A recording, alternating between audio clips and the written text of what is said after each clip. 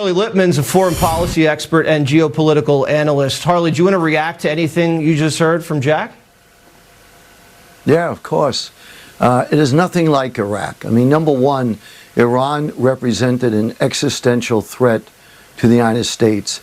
There's no nation in entire American history that for 47 years has been saying every day they want to destroy the United States.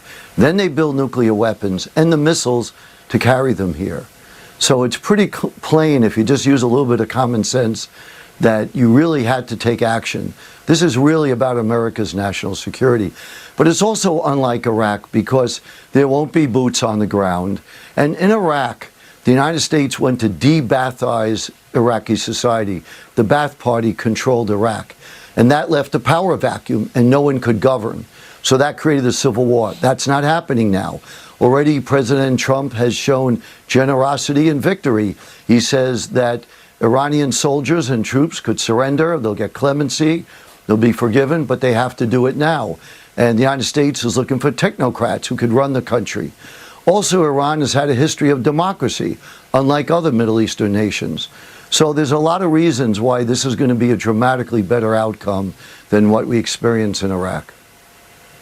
So the aftermath, Iran surrounded by mountains, it's a police state. Are other countries going to come and try to meddle? Could it be a bloodbath? You know, the population doesn't rise up strongly enough, they get put down, and we can't do anything about it because we just can't do that from the air? What do you think the eventualities are? Well, I think it's in the good hands of the Iranian people. The United States did everything they could.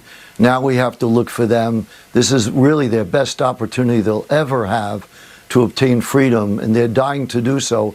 And I think they'll take to the streets and do what they have to do. But there are two groups that will vie to influence what happens in Iran. One are what I'll call the bad guys, Turkey, Qatar, and they're going to try to influence Iran to go in one direction.